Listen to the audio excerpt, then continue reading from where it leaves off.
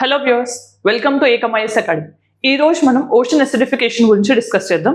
ఇది APPSC group 2 environment point of view important topic. అసలు ocean acidification అంటే ఏంటి అనే దాని గురించి తెలుసుకుందాం.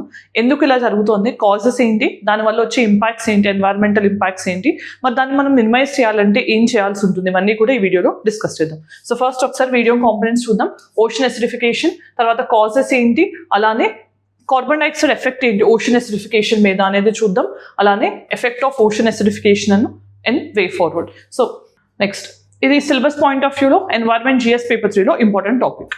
సో నెక్స్ట్, ఈరోజు మనం డిస్కస్ చేస్తున్న టాపిక్ ఏంటి, ఓషన్ ఎసిడిఫికేషన్. సో మనందరికీ తెలిసిందే కార్బన్ డైఆక్సైడ్ అనేది అట్మాస్ఫియర్లో ఉంటుంది, మనకు హార్మ్ఫుల్. బట్ ఆ కార్బన్ డైఆక్సైడ్ని క్యాప్చర్ చేసేవి మనకి న్యాచురల్గా చాలా ఉన్నాయి. అవి ఏంటి అంటే ఫారెస్ట్ కానీ, ఓషన్స్ కానీ, సాయిల్స్ కానీ, పీట్ ల్యాండ్స్, వెట్ ల్యాండ్స్, ఇవన్నీ కూడా కార్బన్ సింక్స్ అంటాం అనమాట. అంటే కార్బన్ని, అట్మాస్ఫిరిక్ కార్బన్ ఏదైతే ఉంటుందో దాన్ని అవి క్యాప్చర్ చేసి మనకి దానివల్ల కలిగే హార్మ్ఫుల్ ఇంపాక్ట్ ఏదైతే ఉంటుందో దాన్ని మినిమైజ్ చేస్తూ ఉంటాయి. సో అందుకని ఏమంటాం మనం, సో ఓషన్స్ని మనం జనరల్గా కార్బన్ సింక్స్ కానీ కార్బన్ రిజర్వాయర్స్ అని కూడా అంటాం అనమాట.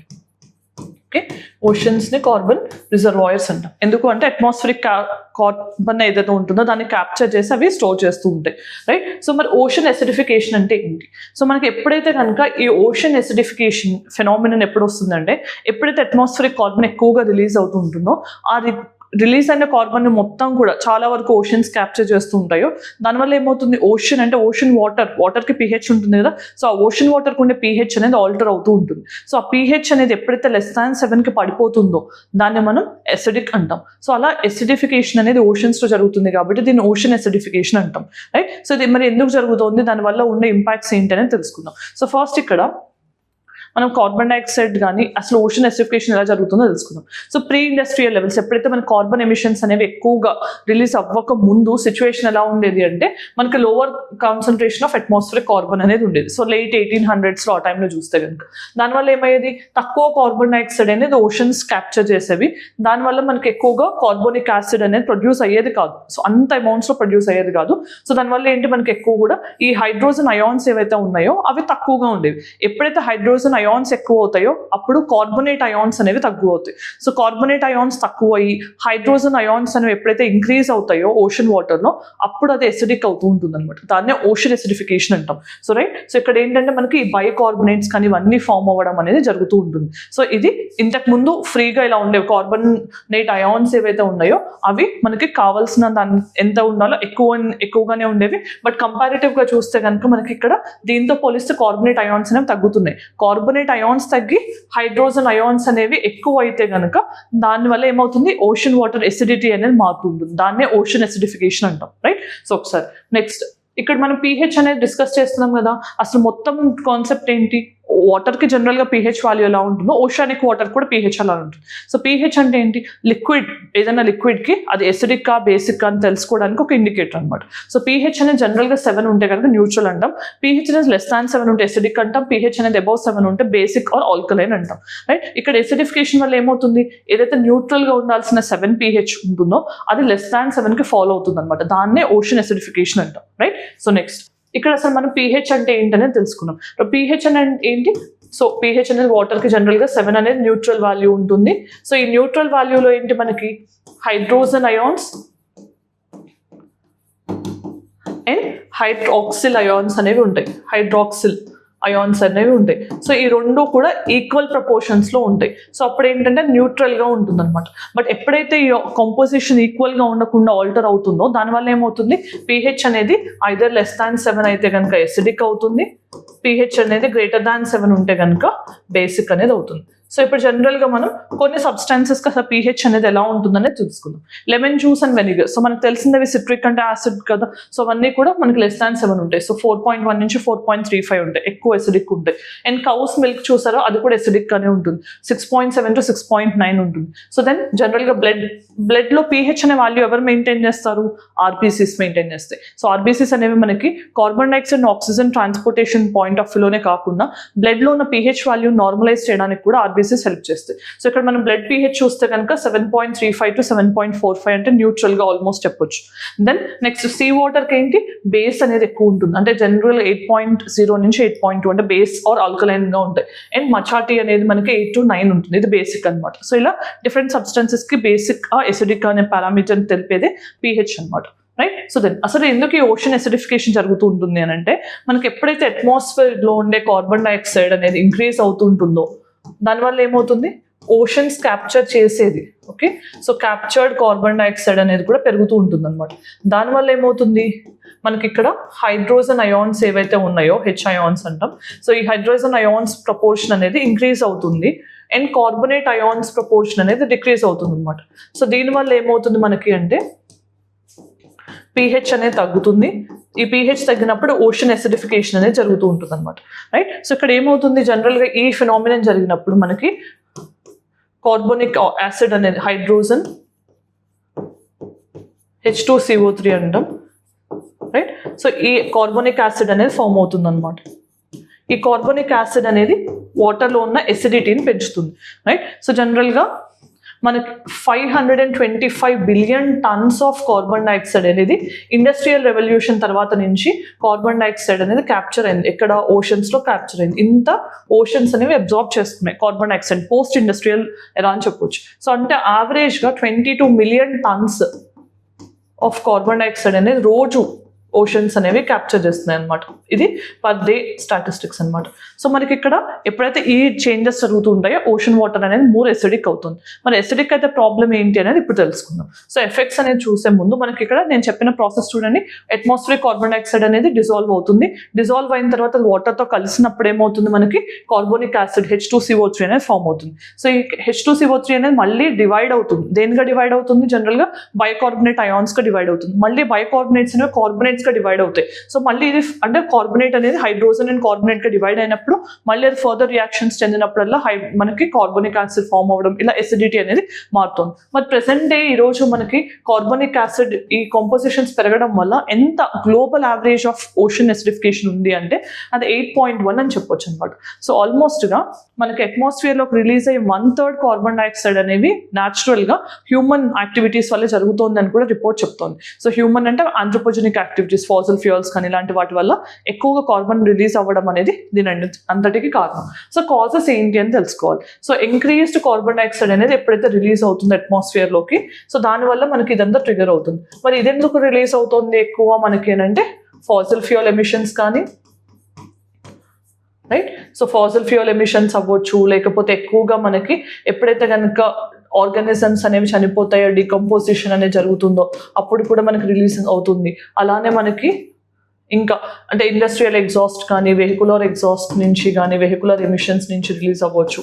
దెన్ మనకి ఈవెన్ ఓషన్ అనేది యూట్రోఫికేషన్ వల్ల కూడా జరుగుతుంది. యూట్రోఫికేషన్ అంటే ఏంటి, ఎప్పుడైతే న్యూట్రియంట్ ఎన్రిచ్మెంట్ అనేది జరుగుతుందో దాన్ని మనం ocean are atmospheric, okay, so nutrient enrichment అనేది జరుగుతుంది. వాటర్ బాడీస్లో ఏం జరుగుతుంది అని అంటే నార్మల్గా ఉండే నైట్రోజన్ అండ్ కార్బన్ ఎమిషన్స్ అనే కార్బన్ ఏదైతే మనం అబ్జార్బ్ చేస్తామో అవి ఎక్కువ అవుతూ ఉంటాయి అనమాట. దానివల్ల ఏం జరుగుతుంది అని అంటే మనకి న్యూట్రియంట్ ఎన్రిచ్మెంట్ అనేది అవుతుంది. దానివల్ల ఎక్కువగా ఆల్గల్స్ అనేవి ప్రొడ్యూస్ అయ్యి ఆల్గల్ బ్లూమ్ అనేది జరుగుతుంది. మరి ఆల్గల్ బ్లూమ్ ఎప్పుడైతే జరుగుతుందో, ఆల్గల్ బ్లూమ్, రైట్, సో ఈ ఆల్గల్ బ్లూమ్ ఎప్పుడైతే జరుగుతుందో అప్పుడు లోపల ఉన్న ఆర్గానిజమ్స్కి సఫిషియంట్ ఆక్సిజన్ అనేది దొరకదు. ఆక్సిజన్ దొరకకపోయేసరికి ఎక్కువగా చనిపోతుంటే డికంపోజిషన్ ఎక్కువ అవుతుంది. డికంపోజిషన్ ఎక్కువయ్యే కొద్దీ మళ్ళీ మనకి ఏదైతే ఆక్సిజన్ అవైలబిలిటీ ఉందో ఆల్రెడీ అది తగ్గిపోతూ ఉంటుంది. దానివల్ల ఫర్దర్గా ఆర్గానిజమ్స్ అనేవి చనిపోతూ ఉంటాయి. సో ఇవన్నీ కూడా మెయిన్ రీజన్స్ అనమాట.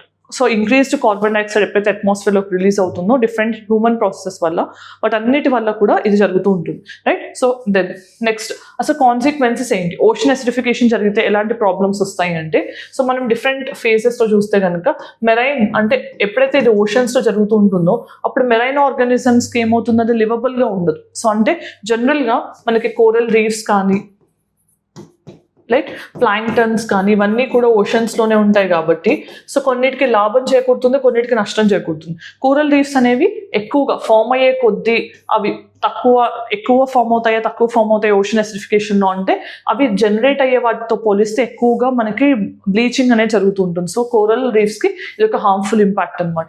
దెన్ ప్లాంక్టన్స్కి ఏంటి, ప్లాంక్టన్స్ అనేవి జనరల్గా మెరైన్ ఎకోసిస్టంలో ప్రైమరీ ప్రొడ్యూసర్స్ అనమాట. ఆల్గే ఎలా ఉంటుందో అలా ఇవి ప్రైమరీ ప్రొడ్యూసర్స్. సో వాటికి ఏం కావాల్సి ఉంటుంది, ఫోటోసింథసిస్ ద్వారా అవి ఫుడ్ జనరేట్ చేస్తుంటాయి. సో మనకు తెలిసిన ఫోటోసింథసిస్లో కార్బన్ని ఎక్కువగా యూజ్ చేస్తాం కాబట్టి ఈ ఓషన్ ఎసిడిఫికేషన్ వల్ల వీటికి లాభమే చేకూరుతుంది జనరల్గా మెరైన్ ఆర్గానిజమ్స్కి. బట్ ఓవరాల్గా చూస్తే కనుక ఓషన్ ఎసిడిఫికేషన్ ఇంపాక్ట్ అనేది ఎంటైర్ ఎర్త్ మీద కానీ యూనివర్స్ మీద కానీ చూస్తే మన ప్లానెటరీ సిస్టమ్ మీద చూస్తే కనుక డెఫినెట్గా నెగిటివ్ ఇంపాక్టే కాజ్ చేస్తుంది. సో ఇప్పుడు ఒకసారి సెక్టర్ వైజ్ చూద్దాం. అసలు ఫుడ్ ఎలాంటి ఇంపాక్ట్ అనేది ఉంటుందంటే ఇది జనరల్గా ఫుడ్ సెక్యూరిటీని థ్రెటన్ చేస్తుంది. ఎందుకు అంటే మనకి ఎప్పుడైతే ఓషన్ ఎసిడిఫికేషన్ జరుగుతూ ఉంటుందో అప్పుడు మెరైన్ ఆర్గానిజమ్స్ చనిపోవడం వల్ల మనకి ఎప్పుడైతే మన ఫిషెస్, ప్రాన్స్ ఇలాంటి వాటి మీద అంటే ఎప్పుడైతే డిపెండ్ అవుతున్న కమ్యూనిటీస్ ఉంటాయో అంటే కోస్టల్ కమ్యూనిటీస్ కానీ ఫిషింగ్ కమ్యూనిటీస్ కానీ వీళ్ళందరికీ కూడా ఇది ఒక మెయిన్ థ్రెట్ అవుతుంది. సో ఎందుకంటే ఖచ్చితంగా దీన్ని మనం క్లైమేట్ చేంజ్ యొక్క ఈవిల్ ట్విన్ అని అంటాం అనమాట. ఓషన్ ఎసిడిఫికేషన్ని క్లైమేట్ చేంజ్ యొక్క evil twin, right? So twin evil అని ఆర్ ఈవిల్ ట్విన్ అని కూడా అంటారు. సో మన కోస్టల్ ప్రొటెక్షన్ ఏంటి అంటే సో మన కోస్టల్ ఏరియాస్లో ఉండే కోరల్స్ కానీ, రైట్, సో మ్యాంగ్రోవ్స్ కానీ, ఎస్టూరీస్, రైట్, సో ఇలాంటి వాటన్నిటికీ కూడా నెగిటివ్ ఇంపాక్ట్ అనేది ఉంటుంది దీనివల్ల. అందుకని ఎక్కువగా ఇవి కూడా చనిపోతూ ఉంటాయి. Then next tourism. So tourism అనేది మనకి టూరిజం ఇంపాక్ట్ అవ్వడానికి మెయిన్ ఏంటి, కోరల్ రీఫ్స్ కానీ మ్యాంగ్రోవ్స్ కానీ ఇలాంటి సీ బేస్డ్ ఎకోసిస్టమ్స్ ఏవైతే మనకి డిస్ట్రాయ్ అవుతుంటాయో వాటి వల్ల టూరిజం పొటెన్షియల్ అనేది ట్రెమెండస్గా తగ్గుతూ వస్తుంది. టూరిజం కాంట్రిబ్యూషన్ ఎప్పుడైతే ఎకనామిక్ గ్రోత్కి తగ్గుతుందో అప్పుడు జీడిపి అనేది కూడా తగ్గుతుంది. సో ఇలా ఇది సైక్లిక్ ఇంపాక్ట్ని చూపిస్తుంది. Then carbon capture and climate regulation point of లో కూడా ఒక సాచురేషన్కి వెళ్ళిపోయిన తర్వాత ఆక్సిజన్ని కార్బన్ సింక్గా ఓషన్స్ ఏవైతే పెర్ఫామ్ చేస్తున్నాయో ఆ రోల్ని పెర్ఫామ్ చేయలేవు. దానివల్ల ఏమవుతుంది, ఫర్దర్గా కూడా ఎసిడిఫికేషన్ అనేది ఇంకా ఇంక్రీజ్ అవుతుంది. అంటే ఒక సాచురేషన్ లిమిట్కి వెళ్ళిన తర్వాత ఎప్పుడైతే ఓషన్స్ కార్బన్ ఇంకా క్యాప్చర్ చేయలేకపోతాయో అప్పుడు అట్మాస్ఫియరిక్ కార్బన్ అలానే ఉండిపోతుంది. దానివల్ల ఇంకా ఎక్కువ ప్రాబ్లం అయ్యే ఛాన్స్ కూడా ఉంటుంది. సో ఇవన్నీ కూడా నెగిటివ్ ఇంపాక్ట్స్. దెన్ అసలు ఓషన్ ఎసిడిఫికేషన్ ఇండియన్ ఓషన్లో ఎలా జరుగుతోంది ఏంటి అని అంటే కనుక మనకి ఈ మధ్య కాలంలో చూస్తే అరేబియన్ సీలో కూడా ఎక్కువగా క్లైమేట్ చేంజ్ వల్ల వార్మింగ్ ఆఫ్ ఓషన్స్ అనేది అవుతుంది. దానివల్ల మనకి సైక్లోన్స్ కూడా ఎప్పుడైతే ఇంతకుముందు కనిపించినంత రెగ్యులారిటీ ఈ మధ్య అరేబియన్ సీలో కనిపిస్తుంది. సైక్లోన్స్ ఎక్కువగా ఫామ్ అవ్వడం అదంతా కూడా అది కూడా ఓషన్ ఎసిడిఫికేషన్ ఇంకా ఎక్కువగా కాంట్రిబ్యూట్ చేస్తుంది. దాంతో పాటు బే ఆఫ్ బెంగాల్లో మనకి రివర్స్ ఏవైతే ఉంటాయో ఆ రివర్స్ అన్ని కూడా పొల్యూటెంట్స్ ని క్యారీ చేసి అక్కడ బే ఆఫ్ బెంగాల్లో డిశ్చార్జ్ చేయడం వల్ల కూడా దాని కెమికల్ కాంపోజిషన్ మారడం వల్ల కూడా ఓషన్ ఎసిడిఫికేషన్ అనేది ఎక్కువగా ట్రిగర్ అవుతుంది. ఇవన్నీ కూడా ఇండియన్ ఓషన్ రీజన్లో ఉన్న ఓషన్స్ ఏవైతే ఉన్నాయో ఓషన్ వాటర్ దాని pHని ఆల్టర్ చేస్తున్నాయి. దానివల్ల ఓషన్ ఎసిడిఫికేషన్ అనేది ఎక్కువగా ఇంటెన్స్గా కనిపిస్తుంది. సో ఇది ocean acidification impact and Indian ocean. Then అసలు దీన్ని మనం తగ్గించాలంటే మనం ఏం చేయాలి, సో ల్యాండ్ మేనేజ్మెంట్ ప్రాక్టీసెస్ని గవర్న్ చేయాలంటే ఎక్కువగా ఫర్టిలైజర్స్, పెస్టిసైడ్స్లో కార్బన్ ఎమిషన్స్ ఉన్న అవన్నీ డిశ్చార్జ్ అయ్యే ఓషన్స్లోకి వెళ్లకుండా ఆపడం కానీ, సస్టైనబుల్ ప్రాక్టీసెస్ని ప్రమోట్ చేయడం కానీ, ఇంకా మనం డిఫారెస్టేషన్ ఇలాంటివి చేయకుండా ఫారెస్ట్ సింక్స్ కార్బన్ సింక్స్ ఏవైతే ఉన్నాయో వాటిని ఎక్కువగా ప్రమోట్ చేయడం కానీ, క్లైమేట్ చేంజ్ పాయింట్ ఆఫ్ లో మనం గ్రీనర్ ఆర్ సర్క్యులర్ ఎకానమీ వైపు వెళ్ళడం కానీ, ఎలక్ట్రిక్ వెహికల్స్ని ప్రమోట్ చేయడం కానీ ఇవన్నీ కూడా వే ఫార్వర్డ్గా చెప్పొచ్చు. మరి ఈ రోజు ప్రాక్టీస్ క్వశ్చన్ ఏంటో చూద్దాం. Consider following statements regarding ocean acidification. Ocean acidification refers to decrease in pH levels of the seawater due to the absorption of carbon dioxide from the atmosphere. Second, it primarily impacts marine organisms with calcium carbonate skeletons. And third, ocean acidification has no significant impact on food security or human populations. But వీటిలో ఏ option correct అనేది answer comment section చెప్పండి. Then mains question, discuss the causes and impacts of ocean acidification on marine ecosystems and human societies, suggest measure to mitigate its impact or effects. So దీనికి answer చేయడానికి try చేయండి. మరి ఈ రోజు ఈ వీడియోలో మనం ఓషన్ ఎసిడిఫికేషన్ అనే టాపిక్ గురించి డిస్కస్ చేసాం. ఈ వీడియో మీకు నచ్చినట్లయితే మీ ఒపీనియన్ కామెంట్ సెక్షన్ చెప్పండి. Thanks for watching. All the very best.